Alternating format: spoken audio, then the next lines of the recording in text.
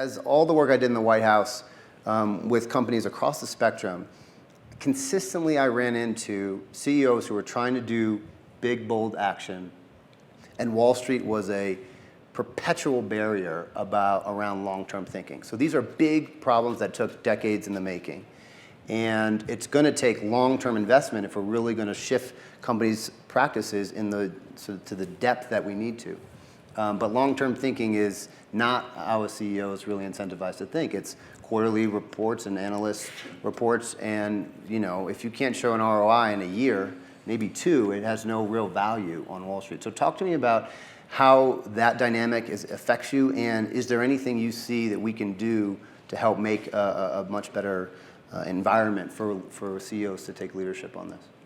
Yeah, we've been public since '93. It's got some great advantages of the liquidity for our team members and a lot of value creation there for them that have helped to build the company. So on balance, Sarbanes-Oxley is a pain in the rear end, but I think being public has been a good thing. But you're right, Wall Street's thing is pretty much what have you done for me lately? And if your stock does slip, it does put a lot of pressure. You've got a lot of shareholders, rightly so, who are legitimate stakeholders. I think somewhere else in this conference, you've got Larry Fink from BlackRock talking about a new view of capitalism and a longer view, time horizon. I think he's really written some terrific stuff about how to start shifting that dialogue and that narrative. And really for us, it hasn't been much of a conflict until the last couple of years. Really, we've been doing our thing, and the share price has responded, and we've lived successfully between the two of them. It's only the last couple of years that there is a lot of pressure on the short-term results. And the problem is if you cave into that and you go for short-term results, you're going to lose your soul, and you're going to ruin the company. So for us,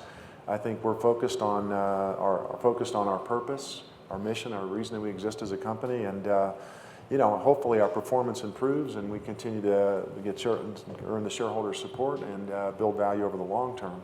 Yeah. What about you, Jeff?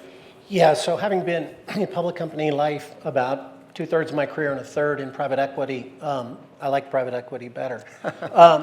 Simpler, right? Simpler mission and simpler brief. But private equity's got its own pressure. It's got pressure. You got to get a 5x return on something. The difference is you deal with one person instead of a whole range of potential folks who could come into your stock. And activist investing, however you feel about activist investing, creates a lot of turmoil for companies. But bring it back to any individual company.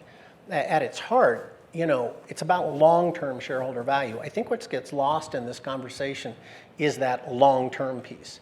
Many times it comes down to a very short, kind of momentum-oriented view of the market, which boards and CEOs need to resist chasing that tail.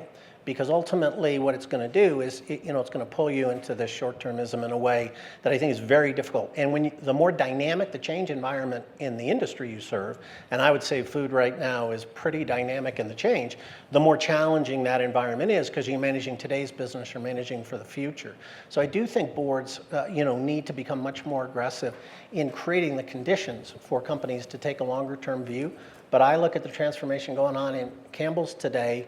We have great board support for what we're doing. It's expensive. We're renovating products. We're moving into businesses like Fresh that have much lower margins today than the legacy businesses. And over time, those margins will improve with scale. But at the heart of it, it's the right thing for us to do because it's where the market is going, and we have to think long term. So I'd say that it's going to continue to be a challenge, but that's what leadership's about, is charting that course through turbulent waters.